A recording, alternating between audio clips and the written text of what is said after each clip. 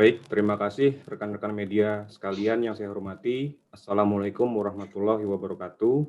Pada kesempatan pagi ini, saya ingin menyampaikan update mengenai embargo vaksin yang dilakukan oleh India dan juga kaitannya dengan apakah Indonesia masih bisa memenuhi ketersediaan vaksin untuk masyarakat Indonesia. Jadi Bapak Ibu sekalian, Indonesia melakukan kerjasama vaksin dengan melalui dua mekanisme kerjasama. Yang pertama adalah mekanisme kerjasama bilateral, dan yang kedua adalah mekanisme kerjasama multilateral. Untuk mekanisme kerjasama bilateral, kita melakukan kerjasama dengan 4 negara produsen vaksin, yaitu adalah Tiongkok, Amerika Serikat, Jerman, dan juga Inggris. Sedangkan pada mekanisme kerjasama multilateral, Indonesia aktif pada COVAX dan Gavi Facility, di mana India merupakan salah satu negara donor penyedia vaksin. Sehingga apabila ada hambatan supply dalam konteks kerjasama multilateral, kita masih memiliki 4 mekanisme kerjasama bilateral.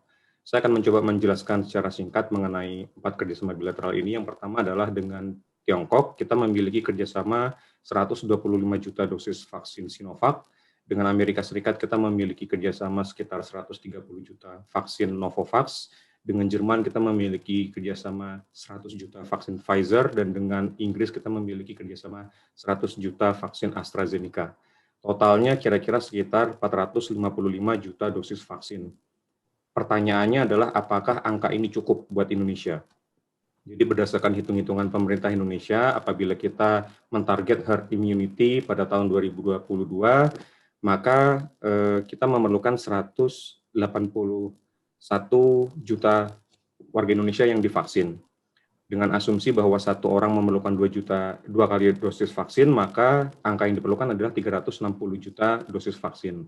Lalu apabila kita memperhitungkan himbauan WHO untuk melakukan buffer 15%, maka angka yang diperlukan adalah sekitar 420 juta dosis vaksin. Jadi dari 420 juta dosis vaksin yang kita perlukan, dengan 455 juta dosis vaksin yang akan kita dapat secara gradual melalui mekanisme kerjasama tadi, saya merasa kita masih on track. Lalu kedua, embargo vaksin ini merupakan sesuatu hal yang bersifat sementara, Bapak Ibu sekalian. Jadi memang India saat ini mengalami kenaikan dalam jumlah kasus COVID, dan sedang berupaya untuk melakukan flatten the curve untuk kebutuhan dalam negerinya. Jadi kita tunggu itu saja. Dalam kesempatan ini juga rekan-rekan media yang saya hormati, saya ingin menyampaikan bahwa masyarakat Indonesia harap tetap tenang. Insya Allah ketersediaan vaksin masih aman dan cukup, dan Kementerian Luar Negeri dalam hal ini posisinya adalah sangat firm untuk mendukung program vaksinasi nasional, dan Kementerian Luar Negeri akan terus senantiasa melakukan pendekatan yang dipandang perlu untuk menjamin ketersediaan vaksin tersebut. Demikian, Bapak Ibu rekan media sekalian yang dapat saya sampaikan. Terima kasih atas kesempatan waktunya. Baik, terima kasih Pak Jubir. Jadi ini tadi penjelasan bahwa Indonesia sebetulnya untuk ketersediaan vaksin dari beberapa skema tadi bisa dikatakan sudah cukup ya. Artinya dari kebutuhan 420 juta vaksin itu 455-nya sudah artinya sudah dibayangkan bisa didapat, begitu ya. Nah, pertanyaannya adalah ketika sekarang kondisi ini kan berlanjut ini Pak Jubir. Kita tahu bahwa di dalam perkembangan terakhir misalnya yang ada di Inggris, ya, gelombang ketiga muncul di Eropa itu disebutkan bahwa ada varian baru yang disebut sebagai B117 yang sekarang melanda Inggris ya. Pertama kali diidentifikasi itu ada di sana. Nah, apakah jenis ini juga kemudian bisa, kita tidak berasumsi bahwa ini akan berkembang meluas ke seluruh dunia, tapi vaksin yang disebutkan tadi dari beberapa negara produser tadi, karena kita Indonesia sendiri sudah dengan semua negara kan, semua produser memiliki kerjasama ya. Itu benar-benar bisa dipastikan efektif di dalam hal ketika muncul satu varian baru atau gelombang baru dari virus corona COVID-19 ini. Baik, rekan-rekan media, ini pertanyaan sangat penting ya untuk kita ketahui bersama, dan memang saya bukan saintisnya di sini, tapi saya akan mencoba menjelaskan secara sederhana bahwa di dalam virus COVID-19 itu ada sekitar 3 juta protein. Dan dari satu protein itu bermutasi, sehingga membentuk varian baru yang kita kenal dengan B117.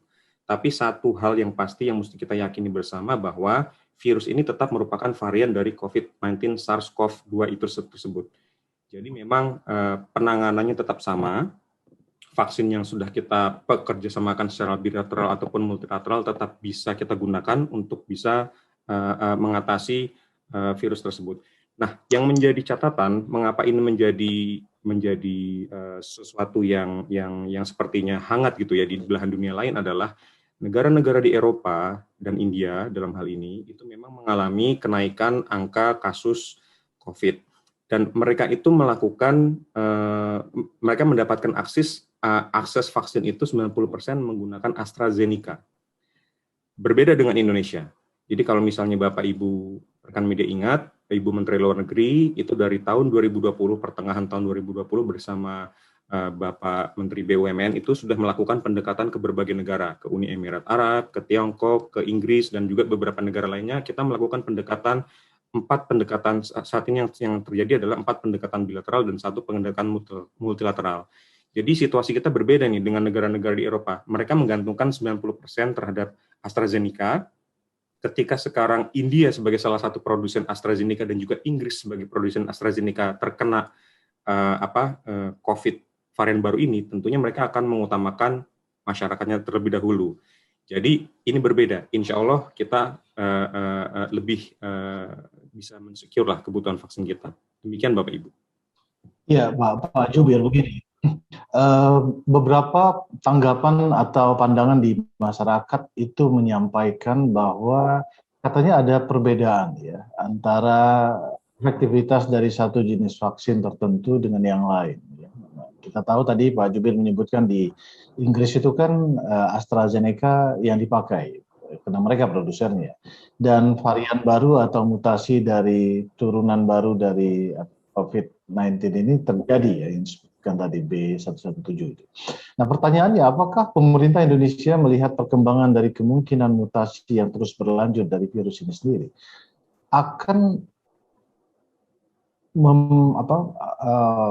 memprioritaskan atau juga mendorong untuk lebih banyak datangnya jenis antivirus tertentu ya seperti yang dibuat oleh Inggris AstraZeneca, atau tetap dalam bentuk komposisi yang sudah fix ini, artinya sekian ratus juta vaksin dari Tiongkok, sekian ratus juta vaksin dari Amerika Serikat, dari Jerman dan dari Inggris sendiri.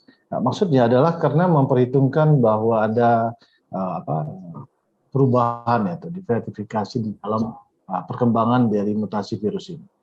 Bagaimana Pak? Baik, jadi sekarang itu negara-negara sedang berlomba-lomba untuk memperoleh akses vaksin karena memang populasi dunia itu kan sebesar 7,5 miliar. Apabila kita ingin menginginkan herd immunity secara global, maka yang kita perlukan adalah 5,5 miliar populasi dunia itu mesti tersuntik vaksin. Dan dengan 2 dosis vaksin berarti sekitar 11 miliar populasi dunia, 11 miliar dosis vaksin yang kita perlukan.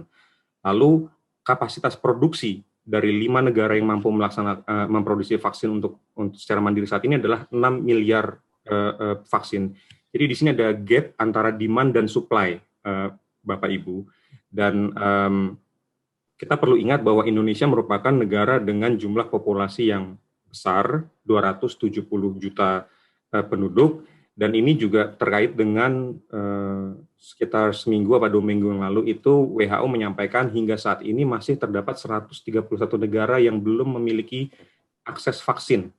Dan kita sudah beruntung untuk memiliki akses vaksin tersebut. Jadi itu yang pertama ingin saya sampaikan, bahwa sekarang itu ibarat kata sederhananya adalah negara-negara itu sudah melakukan pre-order.